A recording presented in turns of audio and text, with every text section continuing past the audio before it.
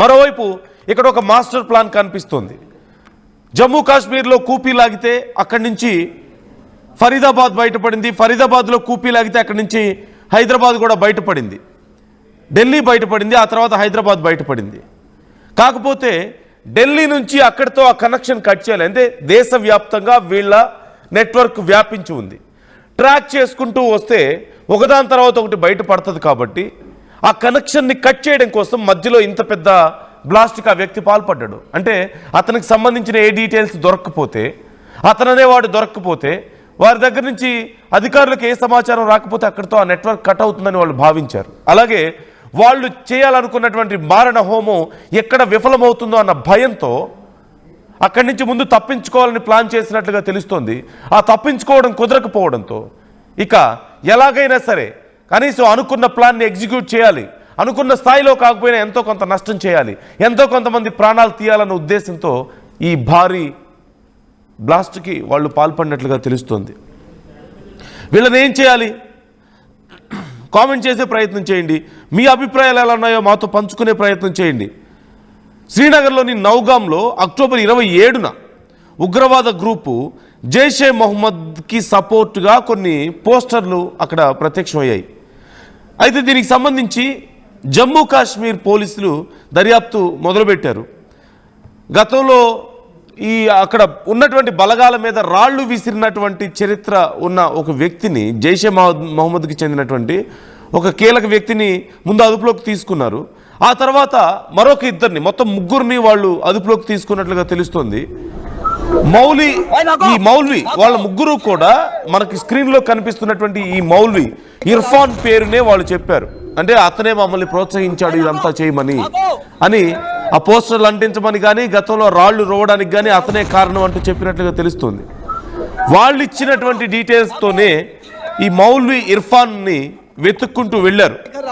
ఆ తర్వాత డాక్టర్ ఆదిల్ అహ్మద్ రాథేర్ కానీ, జమీర్ అహన్గర్లను కూడా అరెస్ట్ చేశారు. మనం విన్నాం ఈ వార్తని.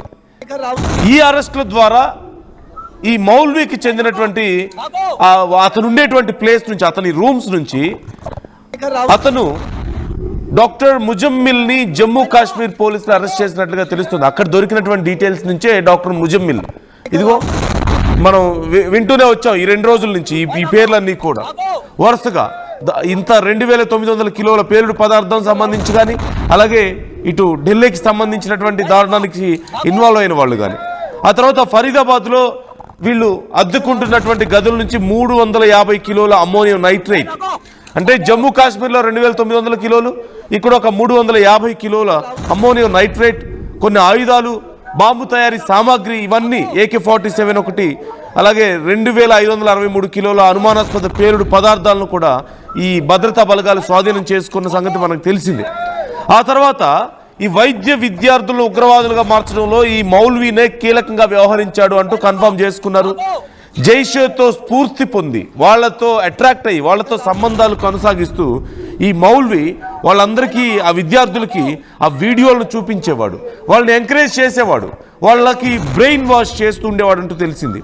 VOIP కనెక్షన్స్ ద్వారా ఆఫ్ఘనిస్తాన్లో ఎవరెవరితోనో వాళ్ళతో మాట్లాడించేవాళ్ళని మన సీక్రెట్ ఏజెన్సీస్ కనుక్కున్నాయి. అలాగే ఈ వైద్య విద్యార్థులను ఈ మౌల్వీనే దగ్గరుండి మరి ఉగ్రవాదులుగా మార్చేవాడు అంటూ తెలుస్తోంది.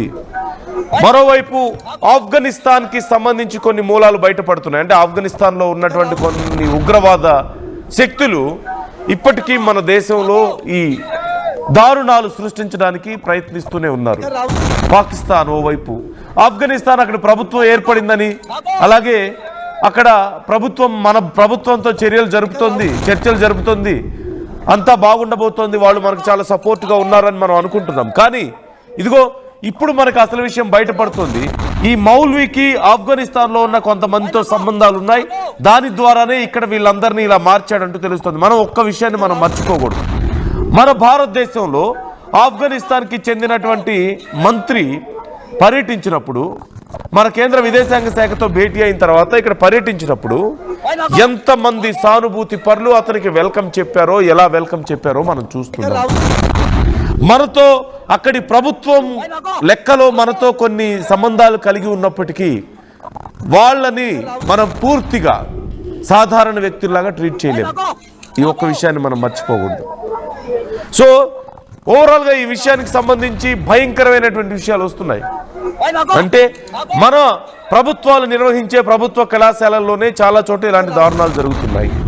మీ చుట్టూ వైట్ కాలర్ నేరస్తులు ఉన్నారు. ఇప్పుడు డాక్టర్లు బయటపడ్డారు, రేపు ఇంజనీర్లు బయటపడితే, ఏదో ఒక పెద్ద కట్టడాన్ని కావాలనే ఏదో ఒక సమస్యతో కట్టి, ఏదో ఒక లోపంతో కట్టి కూల్చేస్తే, ఇంకేదైనా డిపార్ట్మెంట్లో బయటపడితే, ప్రతి ప్రభుత్వ ఉద్యోగాల్లోనూ ప్రతి ఎక్కడో చోటు డిపార్ట్మెంట్లో వీళ్ళు ఉంటే జస్ట్ ఇమాజిన్ ఏం జరగబోతుంది అనేది. సో బీ కేర్ఫుల్, ఏం జరుగుతుంది అనేది అబ్జర్వ్ చేస్తూ ఉండండి. ఎప్పటికప్పుడు కేంద్రం ఇస్తున్నటువంటి ఆదేశాలను, సూచనలు పాటిస్తూ ఉండండి. ఇలాంటి నరరూప రాక్షసులు మీ చుట్టూ ఉండుండొచ్చు. ఇంకా ఎంతమంది డాక్టర్స్ ఉన్నారు, ఇంకా ఎంతమంది ఇంజనీర్స్ ఉన్నారు, ఇంకా ఏ డిపార్ట్మెంట్స్లో ఉన్నారు, ఎక్కడెక్కడ ఈ కలుపు మొక్కలు పెరుగుతున్నాయో ఎవరికి తెలుసు మన దేశంలో. జాగ్రత్తగా ఉండండి. బయటపడుతున్నటువంటి డీటెయిల్స్ సాధారణమైన విషయాలు కాదు. సుమారుగా 3000 కేజీలకు పైగా పేలుడు పదార్థాల. మరోవైపు హైదరాబాద్లో ఈ రెజిన్ అనే కెమికల్తో కొన్ని వేల మంది ప్రాణాలు, అతని దగ్గర స్వాధీనం చేసుకున్న రెజిన్తో కొన్ని వేల మంది ప్రాణాలను ఒకేసారి తీయగలుగుతారు. అంత దారుణమైనటువంటి చర్యలకు సిద్ధపడుతున్నారు. యుద్ధాలతో ఏదో జరుగుతుందని కాదు, ఇదిగో ముందు ఇలాంటి దుర్మార్గుల వల్ల మన దేశం ఏమైపోతుందో అన్న భయం ఏర్పడుతుంది. సో మీ అభిప్రాయాలను కూడా కామెంట్ చేసే ప్రయత్నం చేయండి. ఏం చేయాలి ఇలాంటి హై అలర్ట్ సిచ్యువేషన్లో? ఎలా వీళ్ళని కనిపెట్టగలుగుతాం? ఈ వైట్ కాలర్ ఉగ్రవాదుల్ని ఎలా కనిపెట్టాలి? కామెంట్ చేసే ప్రయత్నం చేయండి.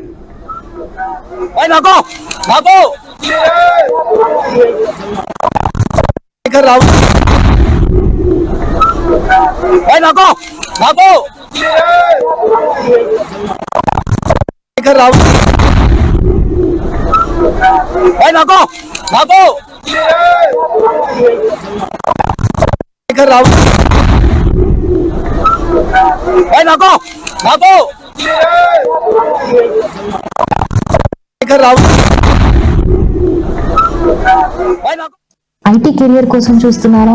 నాన్ ఐటీ నుంచి ఐటీకి మూవ్ అవ్వాలనుకుంటున్నారా? అయితే సమాధానం కోడింగ్ ట్యూటర్. చరిత్ర సృష్టించినోడు ఇప్పుడు ఆ చరిత్రని తిరగరాయబోతున్నాడు. అబద్ధాల గోడల్ని బద్దలు కొట్టి నిజాలను రాగా మీ ముందుంచబోతున్నాడు.